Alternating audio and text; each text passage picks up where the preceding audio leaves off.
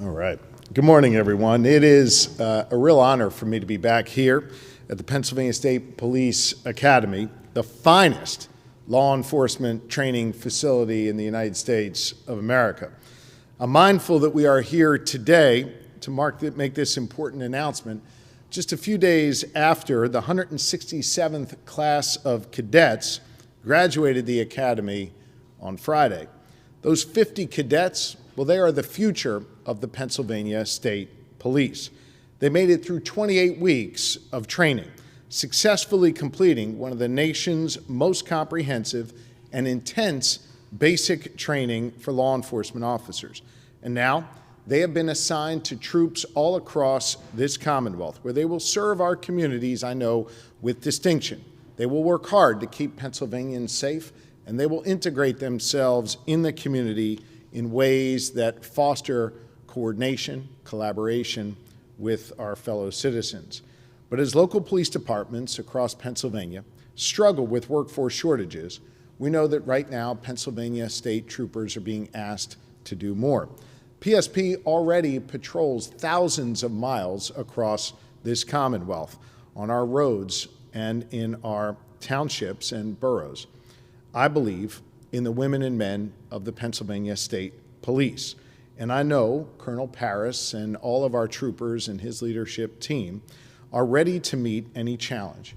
But it is our responsibility to ensure that they have the tools, the manpower, and the flexibility to succeed in this ever-changing environment. At the same time, the demands of PSP have increased. A growing number of troopers will become eligible for retirement over the next few years. That means that right now we need more recruits who can take their place in the years to come.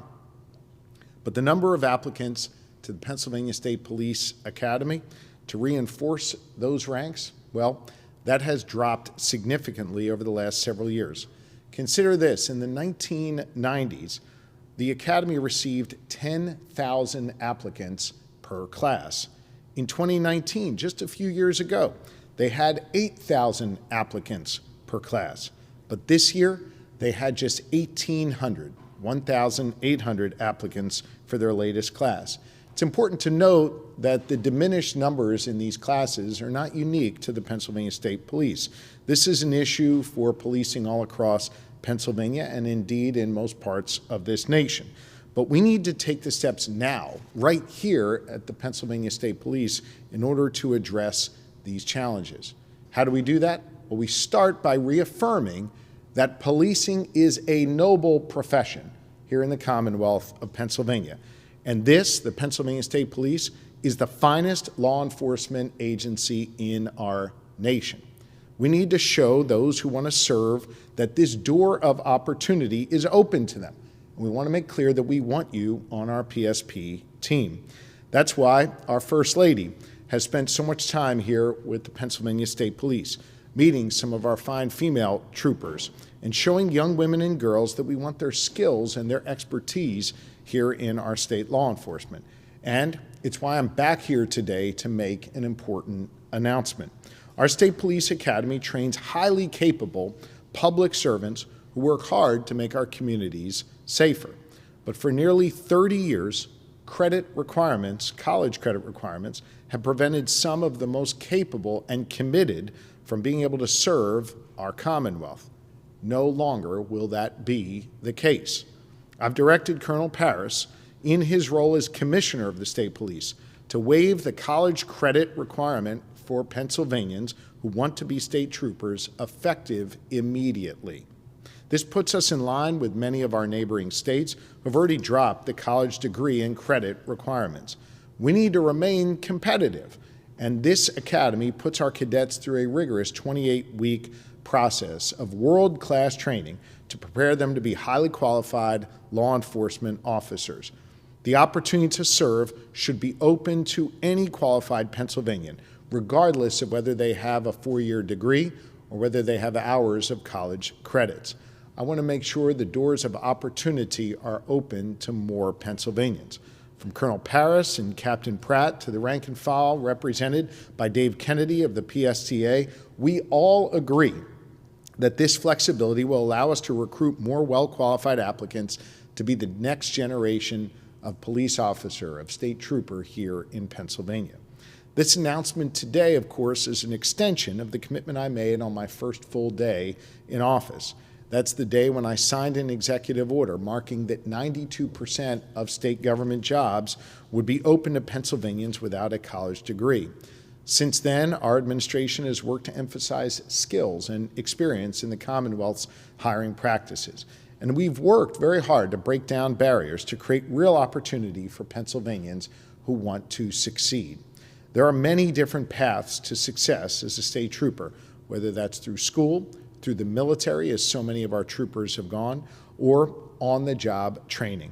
Now, all of them are open across this Commonwealth. The Commonwealth's hiring practices must reflect our reality today, and this change allows us to reflect that reality. We need to empower those who want to serve our community through the noble profession of policing, and today helps to do just that. We're going to continue this work, opening up even more doors to Pennsylvanians so everyone in this Commonwealth has the freedom to chart their own course and the opportunity to succeed. The man who's been leading our incredible efforts here over the last 7 months of my administration at the State Police is Colonel Christopher Paris. He's done yeoman's work. I'm proud to have him as a member of my cabinet, proud that he's the Commissioner of the State Police, and proud to now invite Colonel Paris to say a few words. Colonel.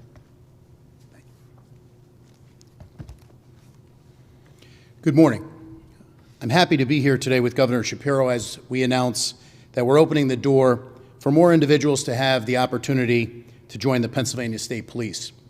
As the governor said, effective today, August 28th, 2023, college credits are no longer required to become a Pennsylvania State Trooper. This change brings us in line with other qualifications listed to become a trooper in our neighboring police agencies, such as Maryland, Ohio, West Virginia, and Virginia. With this change, I do not expect to see a drop-off in the quality or caliber of those who go on to successfully graduate from our training academy and become troopers. We demand the highest standards and will continue to do so. We are looking for those individuals who truly want to make a difference in Pennsylvania communities. We want people who will do the right thing when no one is looking, and people who will go above and beyond to serve and protect. We want people who want to become part of something bigger than themselves. To those who are now eligible and interested in submitting an application, I urge you to come and find out what a tremendous career the Pennsylvania State Police truly is. While the tangible aspects of the job, such as salary and benefits, are attractive, policing, as the governor has said many times, is a noble profession. And we firmly believe the work that we do, while challenging, is also very rewarding.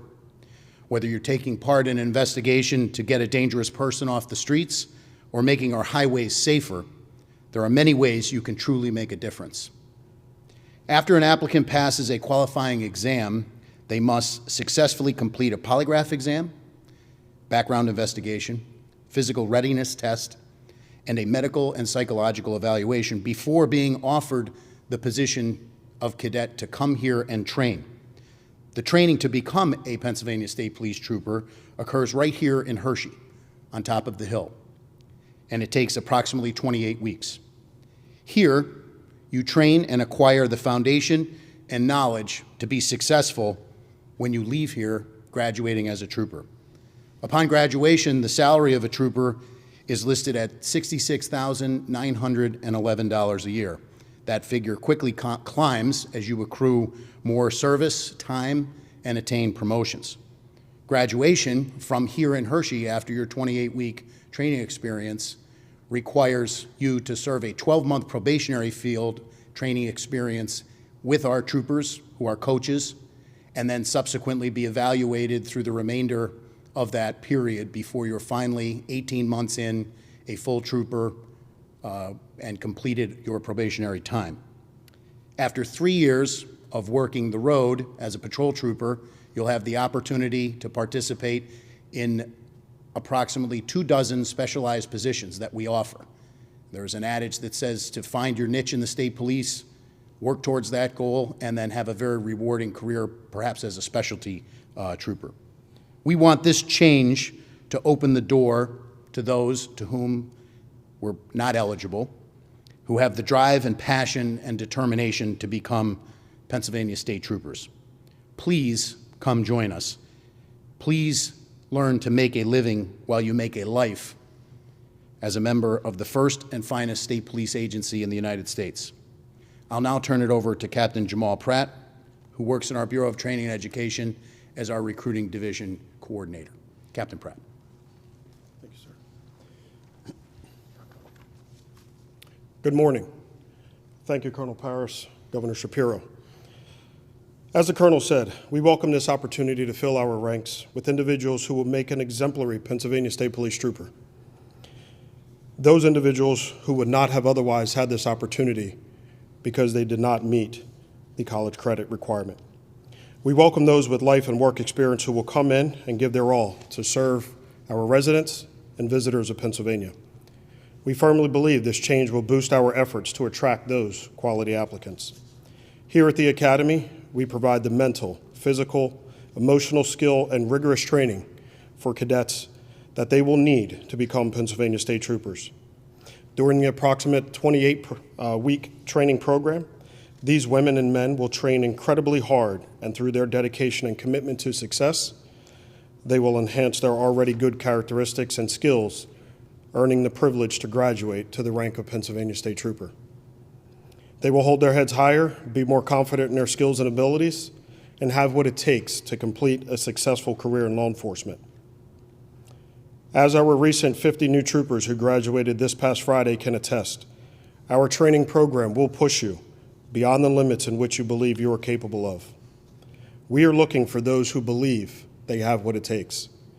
And for those who are wanting to accept that challenge and want to be a part of this great tradition, we ask that you please visit patrooper.com to apply or contact one of our recruitment service members. Additionally, on patrooper.com, you can also view our physical fitness standards and what to expect during our training program. We are very proud of the tradition here at PSP. We're very proud of our training program, and we welcome all of those interested in joining us. Thank you. Thank you, Captain Pratt. Thank you, sir. Okay. With that, three of us would be happy to take some questions. Yes. Do you guys have a number or an estimate of how many applicants you were turning away because they didn't reach that college requirement, possibly in the last round of applications? Captain, Colonel. At this point, when you sign on to patrooper.com, which we've attempted to do to make the job as accessible to greet people where they are, there's a series of questions that are asked. And one of them is, do you have the, how many college credits do you have? We have those numbers inside internally. I can get them for you, but that's how we would track it. We're still going to continue to track it. We certainly, value the education that people applying have. This is not in any way, shape, or form, an anti-education. Certainly the opposite. We're looking to give the best possible training that we can. I'll come to your question in 1 second, if you don't mind. I just want to add anecdotally, when I signed the executive order on my first day in office, making sure that 92% of our state government jobs, this is excluding troopers, but I think this anecdotal evidence would be helpful to you in the question, or at least I hope it might. We have found anecdotally and based on the guidance of HR professionals that an application that showed a requirement, in this case for college credits, or in the case of state government prior to my EO for a college degree, that it just knocked people out from even beginning the process. They felt that there was a barrier erected where they were not being invited to participate in serving their Commonwealth. And so we've seen a lot of anecdotal evidence positively that people with the skills that we want working in government are now applying, whereas they didn't before. So it's never going to be possible to capture everyone that we missed, but we're seeing reason to believe that without these credit or degree requirements, that we're going to get a broader range of people applying, and that's a good thing for the Commonwealth and, of course, a good thing for the state police. Sorry to interrupt you. That's fine. What specifically, until today, were the credit degree requirements? Like how many hours? What So that factored in, that the requirement was for 60 college credits, not necessarily in any one academic area. And when we sat down and looked at the 1,300-hour plus basic training curriculum that we're always expanding, so an example of that would be an additional 40 hours that we've recently put in concert with Penn State University and Hershey Med on crisis intervention training and dealing with de-escalation that pushed that number over the 1,300-hour mark. We really thought and looked at, historically, we've given waivers for prior police service with full arrest powers or military service with an honorable discharge. We looked at it and said, you know, with the number of applicants that we've had, the commitment from the governor, the commitment from the legislature in the budget, the governor going out and saying policing is a noble profession, we didn't want to be in a position 12, 18, 24 months from now to have continued to do the same thing and expected a different result. Did you find that applicants were going to other states where these requirements were not in place? Difficult to track. I would say we probably could offer you anecdotal evidence. I was briefed anecdotally that we had a group of troopers, recruiters at the farm show recently, and there were a lot of people who came up and said, do you still have your college requirement? When they were told yes, they turned on their heel and walked away. Is that empirical data that I can offer to you? No. I think from our standpoint, it's about the commitment to hire the 384 troopers to give them the best possible training. The commitment has been there to continue with our academy project, which will be moving forward into the fall here. We want the best possible education to put our people out there and do the job. We're always looking to become as diverse as we possibly can. Our record is what it is, and we've really made a commitment and underscored that. My hope is that it does, but we will see. We are constantly trying to engage with people. I've said this before, if you're aware of somebody who wants to become a Pennsylvania State Trooper, tell us where they are. We will go find them.